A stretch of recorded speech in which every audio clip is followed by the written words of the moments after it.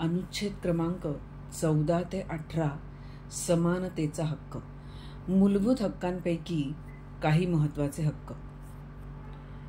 अनुच्छेद क्रमांक 14 कायद्यापुढे समानता.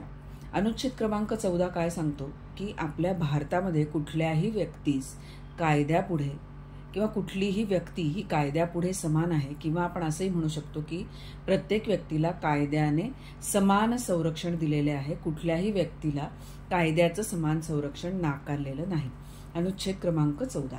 अनुच्छेद क्रमांक 15 काय सांगतो की धर्म, वंश, जात, लिंग किंवा जन्मस्थान या कारणांवरून भेदभाव केला जाणार नाही.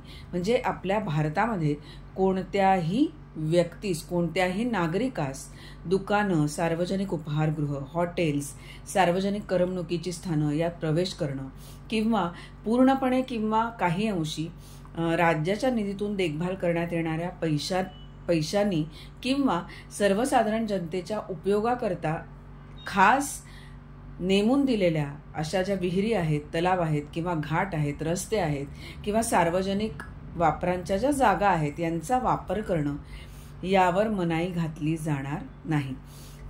त्यानंतर अनुच्छेद क्रमांक 15 काय सांगतो की कुठल्याही गोष्टीमुळे स्त्रिया किंवा बालकं यांच्याकरता कोणतीही विशेष तरतूद करण्यास राज्याला प्रतिबंध होणार नाही.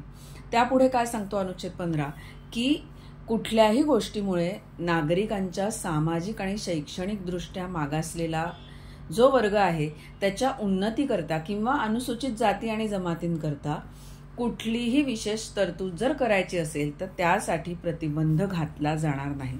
पुढे हाच अनुच्छेद सांगतो की कुठल्याही नागरिकाच्या सामाजिक किंवा शैक्षणिक दृष्ट्या जो मागासलेपण आहे किंवा त्याच्या उन्नतीकरता किंवा अनुसूचित जाती आणि जमाती यांच्याकरता कायद्याद्वारे कुठलीही विशेष तरतूद करण्यास मनाई केली जाणार नाही, किंवा शैक्षणिक संस्थांमध्ये किंवा खाजगी शैक्षणिक संस्थांमध्ये, मग त्या अनुदानित असो किंवा विना अनुदानित असो, त्यामध्ये प्रवेश देण्यास नाकारले जाणार नाही. हा झाला अनुच्छेद क्रमांक 15. अनुच्छेद क्रमांक 16 सार्वजनिक सेवा योजनांच्या बाबींमध्ये समान संधी. म्हणजेच काय तर आपल्या राज्याच्या नियंत्रणाखाली कुठल्याही पदावर सेवायोजन किंवा नियुक्ती या संबंधातल्या ज्या कुठल्या बाबी आहेत त्यामध्ये सर्व नागरिकांना समान संधी असेल. म्हणजेच काय की कुठलाही धर्म, वंश, जात, लिंग, कुळ, जन्मस्थान किंवा निवास ह्यापैकी कुठल्याही कारणांवरून राज्याच्या नियंत्रणाखाली जी कुठलं सेवा योजना आहे किंवा जे कुठलं पद आहे यांच्याकरता कोणीही अपात्र ठरवलं जाणार नाही किंवा त्यांच्यामध्ये भेदभाव केला जाणार नाही. हाच अनुच्छेद पुढे काय सांगतो की कुठल्याही गोष्टींमुळे कुठलाही कायदा करण्यास संसदेला प्रतिबंध होणार नाही. तसेच कुठल्याही गोष्टींमुळे राज्याच्या नियंत्रणाखाली ज्या कुठल्या सेवा आहेत त्यामध्ये नागरिकांचा जो कुठला वर्ग आहे, मागासले वर्ग आहे किंवा राज्याच्या मते पर्याप्त प्रतिनिधित्व मिळालेलं नाहीये अशा मागासवर्गाकरता जर नियुक्त्या असतील किंवा पदं राखून ठेवलेली असतील तर त्यासाठी जी कुठली तरतूद असेल त्यामध्ये राज्याला प्रतिबंध होणार नाही. यापुढे हा अनुच्छेद काय सांगतो की राज्याच्या नियंत्रणाखाली ज्या कुठल्या सेवा आहेत अनुसूचित जातींना किंवा अनुसूचित जनजातींना राज्याच्या मते पर्याप्त प्रतिनिधित्व जिथे देण्यात आलेलं नसेल त्यांना सुद्धा राज्याच्या नियंत्रणाखालील सेवांमध्ये आरक्षण करण्यासाठी कुठलीही जी तरतूद करायची असेल त्यासाठी सुद्धा प्रतिबंध नसेल.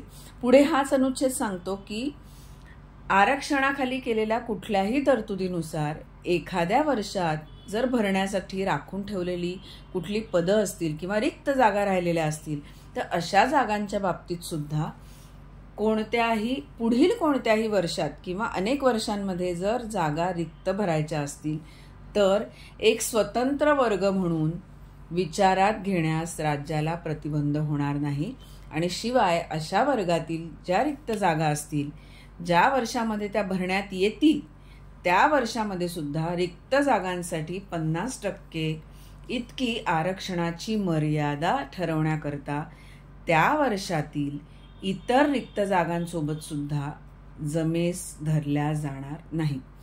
यापुढे हाच अनुच्छेद असं सांगतो की कुठल्याही धार्मिक किंवा सांप्रदायिक संस्थेच्या कारभाराशी संबंधित असलेलं एखादं पद असेल किंवा शासक मंडळाचा कुठलाही सदस्य, म्हणजे मग एखादी विशिष्ट धर्माचा तो अनुयायी असेल किंवा एखाद्या विशिष्ट संप्रदायाची ती व्यक्ती असेल, तर अशा प्रकारची तरतूद करणाऱ्या कुठल्याही कायद्याच्या प्रवर्तनावर त्याचा परिणाम होणार नाही.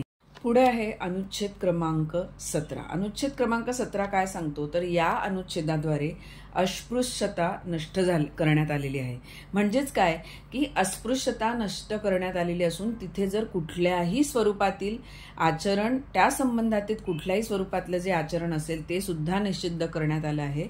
आणि अस्पृश्यतेतून उद्भवणारी कोणतीही निसमर्थता लादणं ही सुद्धा कायद्यानुसार शिक्षापात्र गुन्हा किंवा अपराध ठरवलेला आहे. हा झाला अनुच्छेद क्रमांक 17.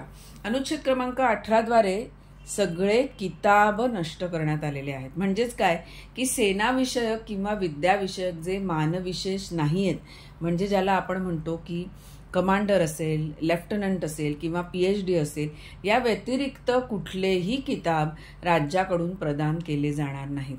शिवाय भारताचा कुठलाही नागरिक कोणत्याही परकीय देशाकडून कुठलाही किताब स्वीकारणार नाही. तसंच भारताची नागरिक नसलेली कुठलीही व्यक्ती ती राज्याच्या नियंत्रणाखाली कुठलेही लाभाचे किंवा विश्वासाचे पद जर धारण करत असताना राष्ट्रपतीच्या संमतीशिवाय कुठल्याही परकीय देशाकडून कोणताही किताब स्वीकारणार नाही. आणि या अनुच्छेदामध्ये शेवटचा मुद्दा काय आहे तर राज्याच्या नियंत्रणाखाली कुठलंही लाभाचं किंवा विश्वासाचं पद धारण करणारी कुठलीही व्यक्ती राष्ट्रपतीच्या संमतीशिवाय परकीय देशाकडून किंवा त्यांच्या नियंत्रणाखालील कोणत्याही प्रकारची कोणतीही भेट, वित्तलब्धी किंवा पद स्वीकारणार नाही. हे झाले समानतेचे हक्क. भेटूया पुढील भागामध्ये स्वातंत्र्याच्या हक्कांसोबत. नमस्कार.